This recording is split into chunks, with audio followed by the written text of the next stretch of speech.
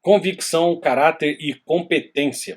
Legal, estamos chegando no final do nosso primeiro módulo, alinhando a visão, e chegamos então no capítulo 10. E realmente ele é a conclusão de tudo o que temos conversado até agora. Devemos obedecer à ordem de Jesus em fazer discípulos, pois só seremos discípulos se ensinarmos a ensinar. E não dá para fazer o discipulado sozinho, precisamos caminhar juntos. No mínimo do mínimo, precisamos alcançar os nossos filhos, sobrinhos, netos. Para isso estamos juntos e vamos conversar um pouco sobre isso nesse capítulo. Primeiro, vamos falar um pouco sobre treinamento e transmissão de doutrina e transmissão de vida. Quando a gente pega o texto de 1 Timóteo 4,7, a gente vê Paulo dando uma ordem a Timóteo para que ele se exercitasse pessoalmente na piedade. A palavra grega aqui para exercitar é realmente fazer exercício. Timóteo deveria se exercitar, treinar, para que ele alcançasse uma vida de caráter, para que ele tivesse uma vida cristã e amadurecesse, aprimorasse o seu caráter.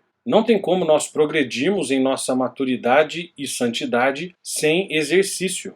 Veja que estamos falando aqui de caráter e não de habilidade. Que alguém poderia confundir que Paulo está dizendo para exercitarmos uma habilidade apenas específica, mas na verdade Paulo está dizendo para exercitarmos o todo, o nosso próprio caráter. Então, pegando um outro texto de 2 Timóteo 3,16, uma outra palavra parecida com treinamento é a educação. No caso, educação na justiça. É um pouco da ideia de um pai que exerce sobre o filho a sua autoridade, disciplina e treinamento para moldar o caráter do filho. É o que Deus faz conosco através de outros irmãos, o que nós chamamos de discipulado. Ainda no capítulo 3 de 2 Timóteo, só que no versículo 17, nós vemos que tudo isso, então, a admoestação, a repreensão, a correção, a educação na justiça, tinha um alvo específico de tornar o ser humano competente ou proficiente pelas Escrituras para produzir boas obras. Então, mais uma vez, é o treinamento na justiça que leva à proficiência. Se nós não fizermos o discipulado, nós não vamos melhorar em nossa vida cristã.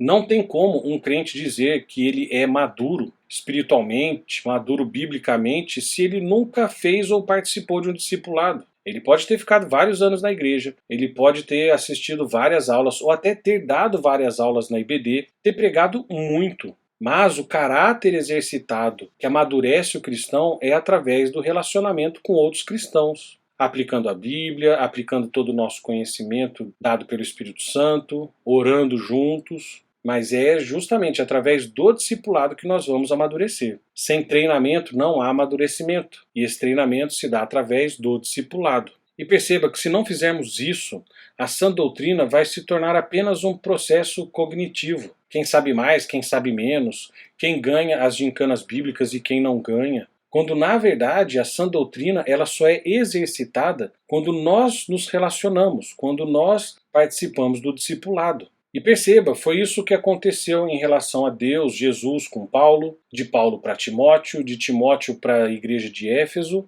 e que vem acontecendo até chegar em nós hoje. Se nós não exercitarmos o nosso caráter dentro da sã doutrina, baseada na Bíblia, através do treinamento do discipulado, nós não vamos amadurecer, nós não vamos crescer, nós vamos estancar, e aí sim talvez até acabar com a continuidade do evangelho e do discipulado. Obviamente, Deus não vai deixar que isso aconteça. Se não usar a nós, vai usar outras pessoas. Por isso, o discipulado tem que começar e nunca mais parar. Então, leia a Bíblia, estude a Bíblia e medite na Bíblia.